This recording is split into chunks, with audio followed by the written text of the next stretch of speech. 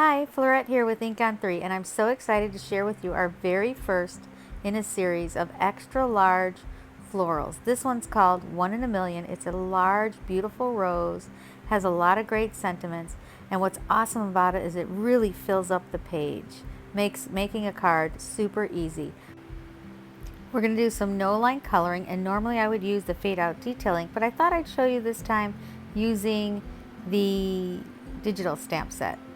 So to watercolor this beautiful bloom, we're going to use the Atelier Fusion inks. They're really amazing, and I'm using the re-inkers with the cubes for this one. No line coloring makes for a beautiful card. It looks like you're the artist. And so many times I run into people saying, oh, I can't do that, it's too difficult, they're afraid of it. But really, it's very simple, especially with the techniques I'm going to show you. It's really almost a form of tracing to start. I usually like to map out my colors, and you can see this, I'm just following along the stamped lines. And you just run your brush, get a fine tip brush, and run it along all the lines all the way around. And it's just mapping out the colors. And then once you get this step done, you're going to start working your way inward and shadowing using lights and dark colors. What's amazing about the Atelier inks is I can start with a light color.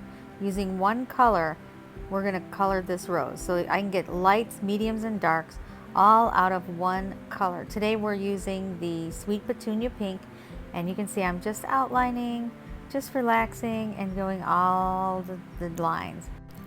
Atelier inks are buildable inks, so you can get deep, dark shadows. And here I'm just using the stamp set as a guide. And the nice thing about this stamp set is it also has shadows in it when you're stamping regular stamping. You can see them really good. So you can use the stamp set as a guide as to where your shadows need to lay. So it takes all the guesswork out of it and helps you map everything out real easily. So this stamp set is just a breeze to work with. So when I'm laying in my shadows, I start with the lightest colors, because remember I talked about how it's buildable. So it's easier to work from light to dark and just build up the color slowly. So I'm just going around the whole flower, seeing where I'm going to have my shadows and where I'm going to have my lights, starting with the lights. And now you can see I'm going to start building in a little deeper tone.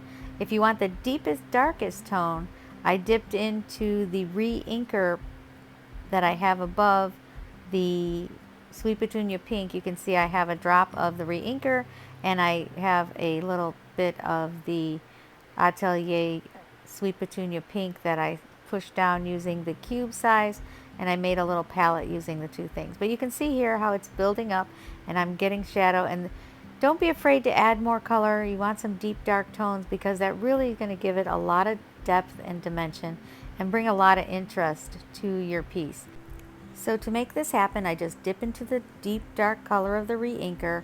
I lay it down where I want it. Then I'm going to dip into my clean water.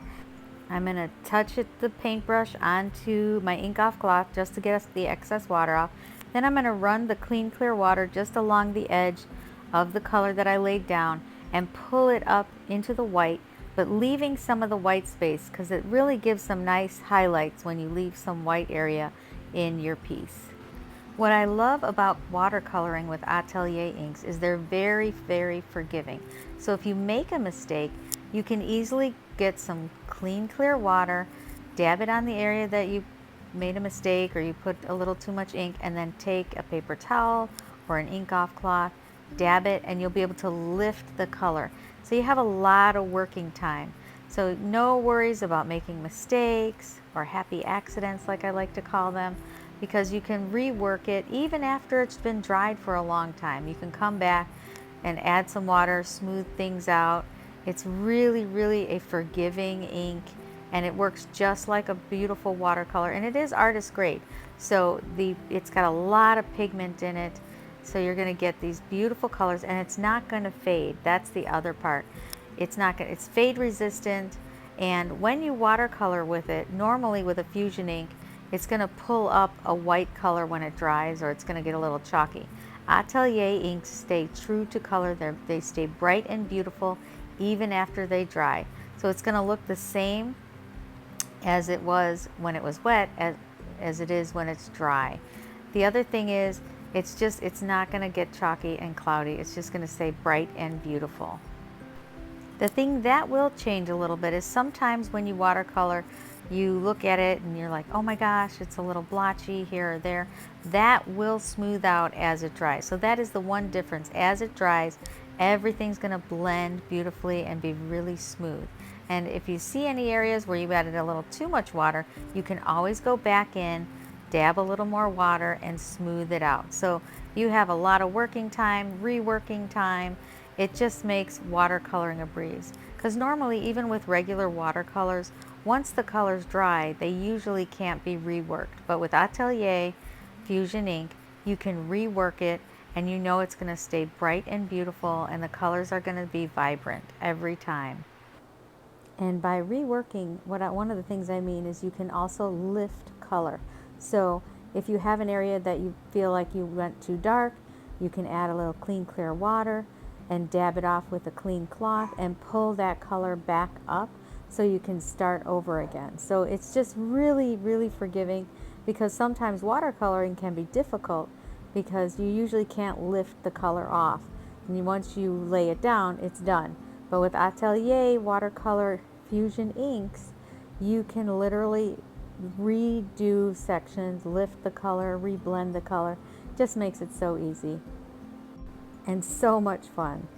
So I did the same thing to the leaves and the stems as I did to the petals, where I added the lines. I just traced it with my darker color and then added color and pulled it over.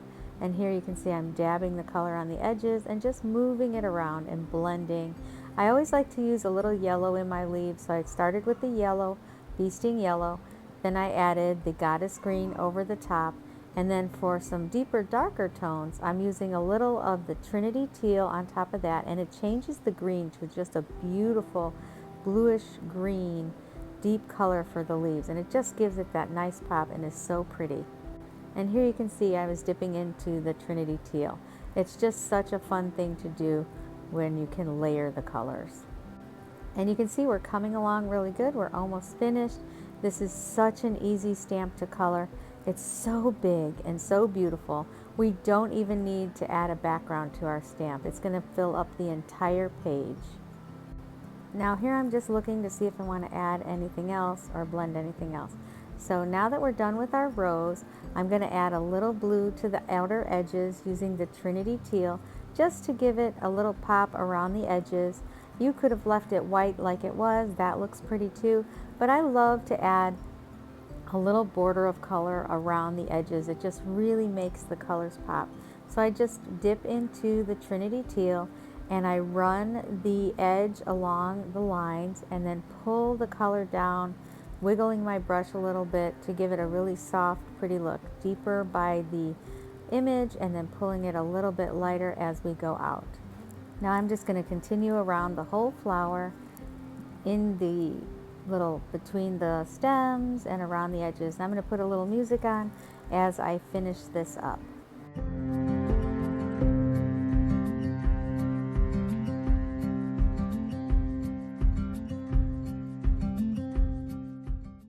Now let's take this beautiful flower that we just watercolored and turn it into an A2 size card. I'm just going to trim the edges with a paper cutter, and you're going to see this is going to fill the whole card up. Look at that. That's an A2 size card, and I'm going to add some glue to the back of my card and then pop my card panel with the rose on top of that. I'm just going to line it up with the edges and smooth it down. Look at that. Isn't that so pretty? I just love the way this flower turned out and how it just fills up the whole card. I took my sentiment, added a foam strip to the back, and I'm just going to lay it over the top. And so it's really like a one layer card except for the sentiment part. And it's just really cute. And then so I chose the Your 1 in a Million. And I'm just going to trim off the edges of my sentiment to be even with the card. And we are almost done. It literally makes card making so easy with these extra large blooms. Isn't that beautiful? I hope you really like this, and I hope you'll give it a try. Thanks for watching, and be sure to hit the subscribe button for more. See you next time.